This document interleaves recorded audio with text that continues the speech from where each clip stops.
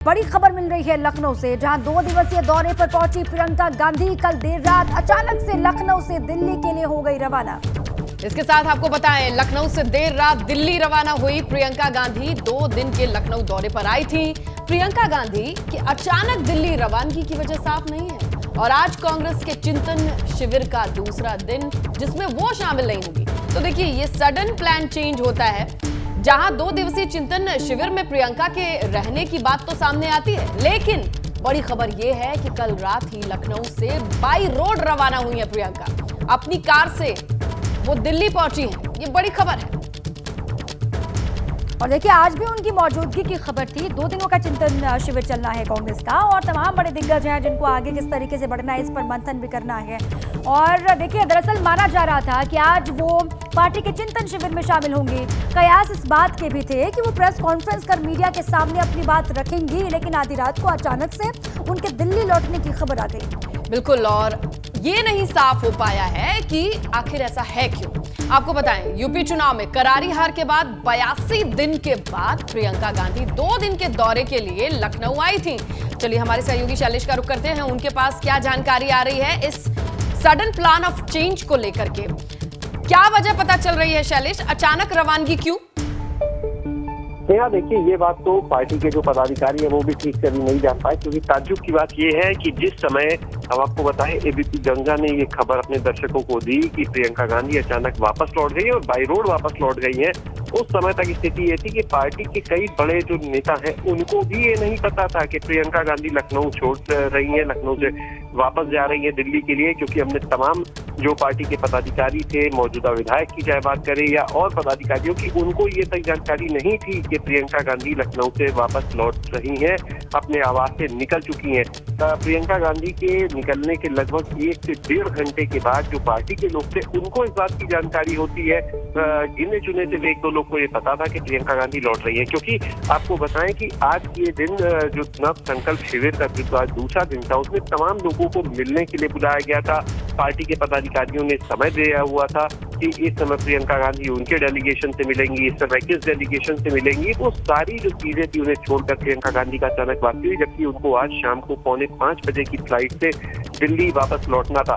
लेकिन जिस तरह से प्रियंका गांधी का पूरा कार्यक्रम रहा, कल वो आती है तो जिस तरह से पीछे के केस अब ये तो जो पदाधिकारी है बड़े वही बता सकते हैं या फिर प्रियंका गांधी बेहतर बता सकती हैं। अभी किसी को उतनी जानकारी नहीं है कि उनके जाने की वजह क्या हो सकती है। उनको आज भी रहना था। शुक्रिया आपका शैलेश पूरी जानकारी के लिए।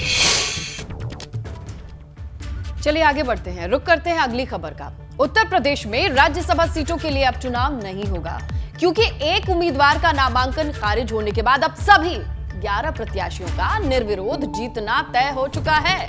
तो देखिए, अब कोई कॉन्टेस्ट नहीं है, सर्टिफिकेट मिलेंगे सीधे, क्योंकि 11 सीटों पर जो चुनाव होना था उसमें निर्विरोध जीत की ये खबर है। दरअसल एक निर्दलीय उम्मीदवार मौनी बाबा का नामांकन निरस्त होने के बाद बाकी बचे हुए जो 11 प्रत्याशी हैं उनका निर्विरोध निर्वाचन तय है, जिसमें सपा के 3 और भाजपा के 8 उम्मीदवार हैं, आप जानते हैं। और अब ये कहा जा रहा है कि निर्विरोध इनको जीतने का सर्टिफिकेट इनका मिल जाएगा। बिल्कुल, और यूपी में राज्यसभा के लिए अब चुनाव नहीं होंगे। सभी 11 प्रत्याशियों का निर्विरोध जीतना तय है। भाजपा के 8, सपा के 3 प्रत्याशियों का निर्विरोध निर्वाचन तय है। निर्दलीय उम्मीदवार मौनी बाबा थे, नामांकन भी किया था, लेकिन उनका नामांकन निरस्त है। अब ये अपडेट है कि नाम वापसी के आखिरी दिन निर्विरोध जीत का ऐलान होगा, जिसके बाद उन्हें सर्टिफिकेट भी उसी दिन दे दिया जाएगा।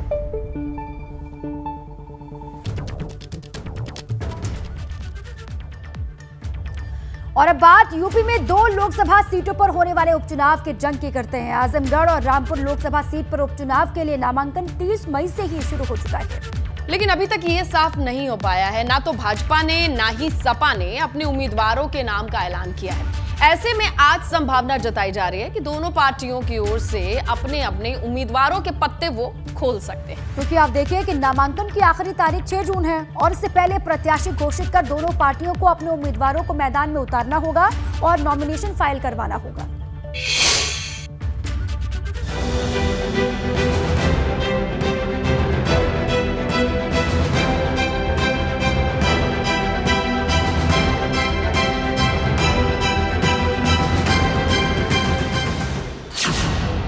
आजमगढ़ रामपुर लोकसभा का रण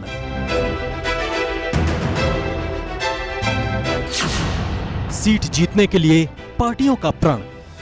उपचुनाव की रणभेरी बज चुकी है। सभी दल अपने अपने प्रत्याशियों पर दांव लगाने लगे हैं। हो सकता है कि आज सपा और भाजपा भी आजमगढ़ रामपुर लोकसभा उपचुनाव के दंगल में अपने उम्मीदवारों के फाइनल नाम की घोषणा कर दे। इससे पहले कल बसपा ने आजमगढ़ सीट से शाह आलम उर्फ गुड्डू जमाली पर दांव खेला और उम्मीदवार बनाया है। अब आज वो अपना नामांकन दाखिल करेंगे। सपा की ओर से आजमगढ़ सीट पर कैंडिडेट के रूप में सबसे ज्यादा नामों की चर्चा सपा मुखिया अखिलेश यादव की पत्नी डिंपल यादव की ही हो रही है, क्योंकि आजमगढ़ के सभी 10 विधायकों ने भी डिंपल के नाम को ही आगे बढ़ाया है। विधायकों के प्रस्ताव पर अब अंतिम निर्णय पार्टी के राष्ट्रीय अध्यक्ष अखिलेश यादव को लेना है। हालांकि सूत्रों के मुताबिक वो कुछ और नामों पर भी विचार कर रहे हैं। इससे पहले रामपुर सीट के लिए अखिलेश ने कल दिल्ली के एक अस्पताल में भर्ती आजम खान से मुलाकात की। पहले उनका हालचाल जाना, फिर रामपुर सीट को लेकर बातचीत हुई। सूत्रों के मुताबिक रामपुर से आजम खान के परिवार से ही किसी को चुनाव मैदान में उतारा जा सकता है, लेकिन चर्चा इस बात की है कि रामपुर के रण में सपा का चेहरा कौन होगा। ऐसे में पहला नाम निकल कर आता है आजम खान की पत्नी तंजीम फातिमा का। वहीं दूसरा नाम आजम खान के बड़े बेटे अदीब खान की पत्नी का है। उधर रामपुर और आजमगढ़ सीट पर भाजपा ने भी अपने पत्ते अभी तक नहीं खोले हैं, जबकि 30 मई से नामांकन की प्रक्रिया शुरू हो चुकी है, जिसकी आखिरी तारीख 6 जून है और चुनाव 23 जून को होंगे। ऐसे में आज हो सकता है कि दोनों ही पार्टियां अपने अपने उम्मीदवारों के नाम का ऐलान कर दें।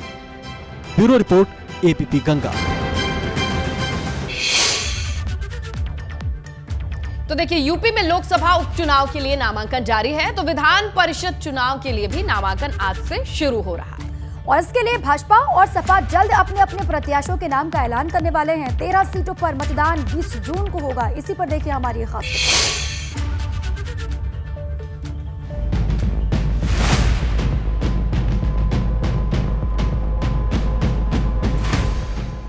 विधान परिषद चुनाव का दंगल, प्रत्याशियों पर पार्टियां कर रही मंथन। यूपी विधान परिषद चुनाव के लिए होने वाली 13 सीटों पर आज से नामांकन शुरू हो रहा है। सपा और भाजपा फिलहाल प्रत्याशियों पर मंथन कर रही है और हो सकता है कि जल्द ही दोनों ही अपने अपने उम्मीदवारों की घोषणा कर दे। आपको बता दें कि सपा के 6, बसपा के 3, भाजपा के 2, कांग्रेस की 1 और सीएम योगी की सीटें खाली हुई हैं, जिन पर चुनाव होने वाले हैं, और इसमें से 4 सीटों पर समाजवादी पार्टी की जीत हो सकती है। कहा यह भी जा रहा है कि सपा अपने अलावा गठबंधन के एक सहयोगी दल के एक सदस्य को उम्मीदवार बना सकती है। इसके अलावा सपा के एक पूर्व MLC को फिर से विधान परिषद में रिपीट किया जा सकता है, जबकि सपा ज्वाइन करने वाले एक बड़े नेता को भी विधान परिषद भेजने की चर्चा है। इसके अलावा अल्पसंख्यक समुदाय के एक नेता को भी पार्टी अपना उम्मीदवार बना सकती है। हालांकि सूत्रों के मुताबिक राज्यसभा की तरह विधान परिषद में भी सपा किसी भी यादव समाज के व्यक्ति को उम्मीदवार बनाने के पक्ष में नहीं है। अभी मौजूदा वक्त में विधान परिषद की 100 में से 67 सीटों पर भाजपा काबिज है। वहीं सपा के खाते में महज 17 सीटें बची हैं। जिन 13 सदस्यों का कार्यकाल 6 जुलाई 2022 को खत्म हो रहा है, उसमें से मुख्यमंत्री योगी आदित्यनाथ पहले ही विधानसभा सदस्य चुने जाने के कारण इस्तीफा दे चुके हैं। उप मुख्यमंत्री केशव प्रसाद मौर्य का भी विधान परिषद सदस्य के तौर पर कार्यकाल खत्म हो रहा है। इसके अलावा जगजीवन प्रसाद, बलराम यादव, डॉक्टर कमलेश कुमार पाठक, रणविजय सिंह, राम सुंदर दास निषाद, शत रुद्र प्रकाश, अतर सिंह राव, दिनेश चंद्रा, सुरेश कुमार कश्यप, दीपक सिंह और भूपेंद्र सिंह शामिल हैं। 20 जून को खाली हुई विधान परिषद की 13 सीटों पर चुनाव होंगे, जिसकी नामांकन प्रक्रिया आज से शुरू हो चुकी है, जबकि नामांकन की आखिरी तारीख 9 जून होगी। 10 जून को नामांकन पत्रों की जांच होगी, तो 13 जून तक प्रत्याशी अपना नाम वापस ले सकेंगे। वहीं 20 जून को सुबह 9 बजे से शाम 4 बजे तक मतदान होगा। फिर उसी दिन शाम 5 बजे के बाद मतगणना होगी। Bureau report, ABP Ganga.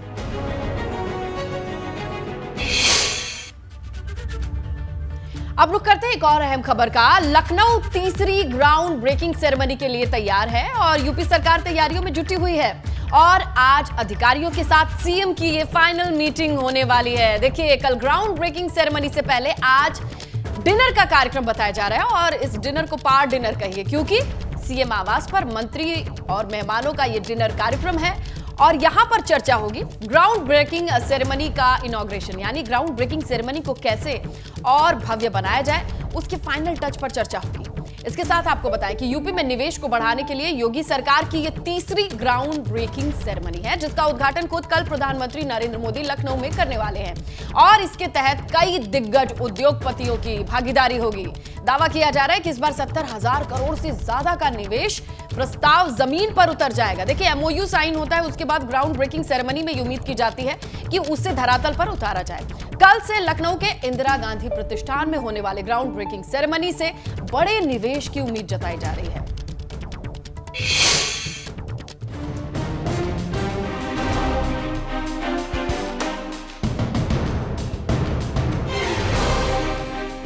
रोजगार की बहार है, यूपी में विकास ही विकास है। उत्तर प्रदेश हर रोज तरक्की के नए आयाम गढ़ रहा है। सूबे के मुखिया योगी आदित्यनाथ इस विकास के लिए दिन रात अग्रसर हैं। तभी तो प्रदेश में बम्पर रोजगार लाने की तैयारी चल रही है। तीसरी ग्राउंड ब्रेकिंग सेरेमनी के जरिए इस बार यूपी में 80,224 करोड़ के 1406 प्रोजेक्ट आने की संभावना है। इसमें 25% यानी 20,000 करोड़ के करीब निवेश डाटा सेंटर के क्षेत्र में होगा, जिससे करीब 5 लाख नए रोजगार जनरेट होंगे। कल शाम सीएम योगी ने लखनऊ के इंदिरा गांधी प्रतिष्ठान पहुंचकर इसकी भव्यता की तैयारियां देखी। 3 जून को होने वाली इस सेरेमनी में खास मेहमान प्रधानमंत्री नरेंद्र मोदी होंगे, जो इस समारोह का उद्घाटन करेंगे। कुल निवेश के 73% पश्चिमांचल में, 12% पूर्वांचल में, 11% मध्यांचल में और 4% बुंदेलखंड में प्रोजेक्ट लगेंगे। आपको बता दें कि कुल 29 प्रोजेक्ट के लिए 500 करोड़ से अधिक का बजट रखा गया है। 52 प्रोजेक्ट के लिए 200 से 500 करोड़ से अधिक का बजट है। 112 प्रोजेक्ट के लिए 50 से 200 करोड़ के बीच का बजट होगा। 230 प्रोजेक्ट 10 से 50 करोड़ के बीच होंगे। इसके अलावा 972 प्रोजेक्ट 10 करोड़ से कम के होंगे। क्षेत्रों के हिसाब से अगर बात करें तो पश्चिमांचल क्षेत्र में 58,672 करोड़ के 865 प्रोजेक्ट लगेंगे। पूर्वांचल क्षेत्र में 9,617 करोड़ के 290 प्रोजेक्ट लगेंगे। मध्यांचल क्षेत्र में 8,997 करोड़ के 217 प्रोजेक्ट लगेंगे, जबकि बुंदेलखंड क्षेत्र में 2,938 करोड़ के 34 प्रोजेक्ट लगेंगे। तीसरी ग्राउंड ब्रेकिंग सेरेमनी इसलिए भी भव्य होगी क्योंकि बड़ी बड़ी कंपनियां यूपी में अपना निवेश करने आ रही हैं। इसमें अडानी समूह, Microsoft India, Reliance industries, Hiranandani समूह, बिरला ग्रुप, आईटीसी ग्रुप सहित कई इंटरनेशनल कंपनियों के चेयरमैन, सीईओ और निदेशक शामिल होंगे। लखनऊ से शैलेश अरोड़ा के साथ ब्यूरो रिपोर्ट, एबीपी गंगा।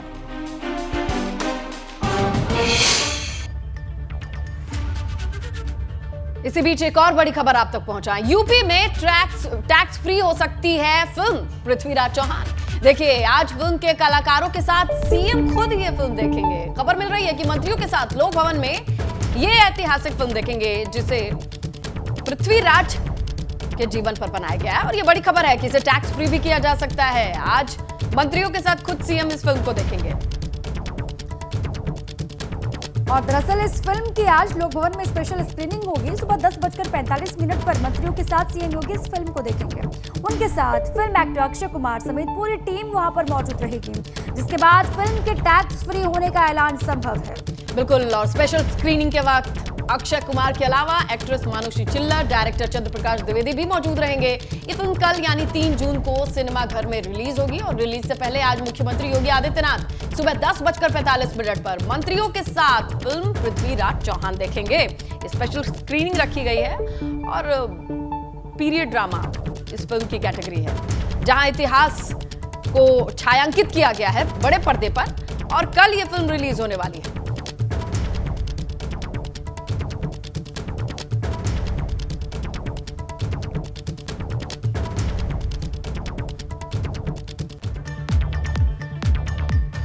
और इसी के साथ ही गंगा सवेरा में वक्त हो रहा है एक छोटे से ब्रेक का, लेकिन ब्रेक पर जाने से पहले आपको आज सुबह 7 बजे की 7 सुपरफास्ट खबरें दिखा देते हैं। ग्राउंड ब्रेकिंग सेरेमनी से पहले एक्शन में सीएम योगी। लखनऊ में इंदिरा गांधी प्रतिष्ठान जाकर तैयारियों का लिया जायजा। कल होने वाले ग्राउंड ब्रेकिंग सेरेमनी में पीएम मोदी करेंगे 1400 प्रोजेक्ट्स का शिलान्यास। अयोध्या में रामलला के गर्भगृह निर्माण की हुई शुरुआत। सीएम योगी ने गर्भगृह की आधारशिला रखी। बोले अयोध्या का राम मंदिर बनेगा राष्ट्र मंदिर। मुख्यमंत्री योगी आदित्यनाथ ने लखनऊ में प्रेस कॉन्फ्रेंस कर गिनाई केंद्र सरकार की उपलब्धियां। जो बोले प्रधानमंत्री नरेंद्र मोदी ने किया वो हमारी सरकार गरीब और किसानों को समर्पित करती है। 27 महीने के लंबे इंतजार के बाद आज हुई आजम और अखिलेश यादव की मुलाकात। दिल्ली के सर गंगा राम अस्पताल में आजम खान से मिले अखिलेश। तबीयत का हाल चाल जाना। रामपुर लोकसभा चुनाव उपचुनाव की रणनीति को लेकर भी हुई चर्चा। आजमगढ़ के लोकसभा उपचुनाव के लिए बसपा ने गुड्डू जमाली को उतारा मैदान में। गुड्डू जमाली के नाम का पार्टी ने किया औपचारिक ऐलान। आज नामांकन दाखिल करेंगे गुड्डू जमाली। ज्ञानवापी सर्वे के वीडियो लीक होने पर हिंदू पक्ष में फूट। विश्व वैदिक सनातन संघ के प्रमुख जितेंद्र सिंह बिसेन ने हरिशंकर जैन, विष्णु जैन को हटाया। केस में हिंदू पक्ष की पैरवी कर रहे थे। रामपुर में सपा के पूर्व जिलाध्यक्ष उज्जवल सिंह दीदार के आलीशान होटल पर प्रशासन ने चलाया बुलडोजर। सरकारी जमीन पर अवैध कब्जा कर बनाई गई थी इमारत। मोदी सरकार के 8 साल की उपलब्धियों की बात करते हैं। उपलब्धियों को बताने का सिलसिला लगातार जारी है। कल सीएम योगी और दोनों ही डिप्टी सीएम ने उपलब्धियों को गिनाया और आज को लेकर जानकारी ये है कि राइट टू नेशन के कार्यक्रम के तहत यूपी में भाजपा सांसद और तमाम मंत्री अपने अपने क्षेत्रों में प्रेस कॉन्फ्रेंस करने वाले हैं और 8 साल में क्या कुछ काम हुआ है उसको बताने वाले हैं। दरअसल मोदी सरकार की उपलब्धियों को जनता तक पहुंचाने के लिए यूपी भाजपा ने स्पेशल तैयारी की है और इसके अलावा अब बूथ स्तर तक अभियान भी चलाया जाएगा, जिसे कहीं ना कहीं 2024 लोकसभा चुनाव की तैयारी के तौर पर देखा जा रहा है।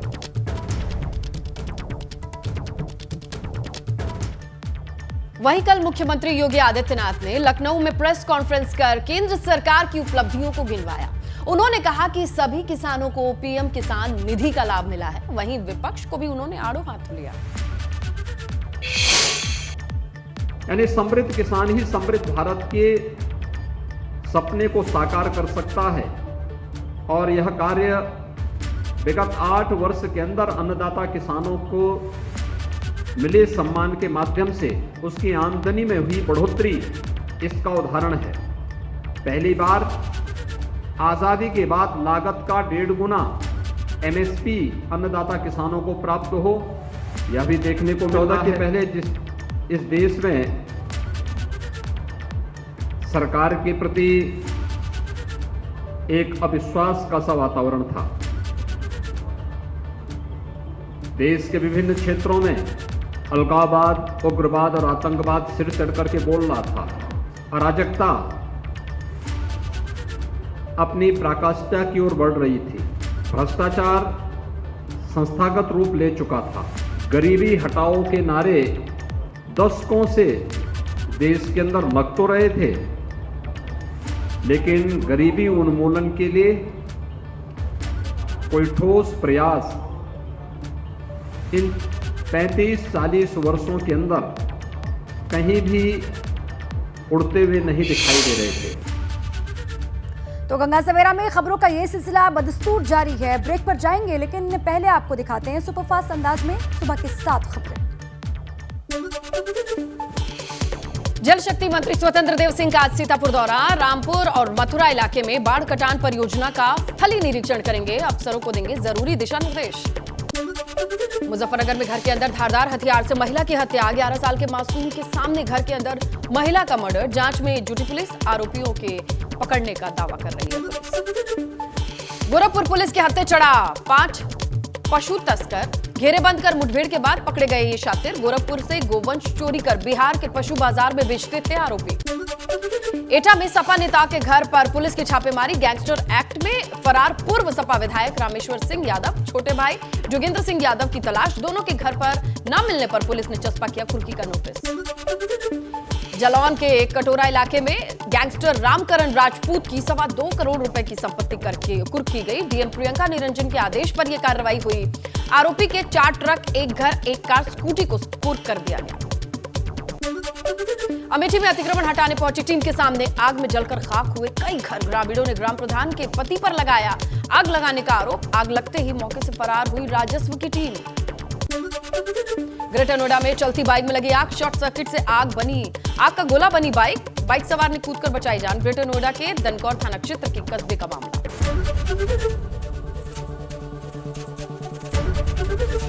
एबीपी गंगा, खबर आपकी, जुबान आपकी।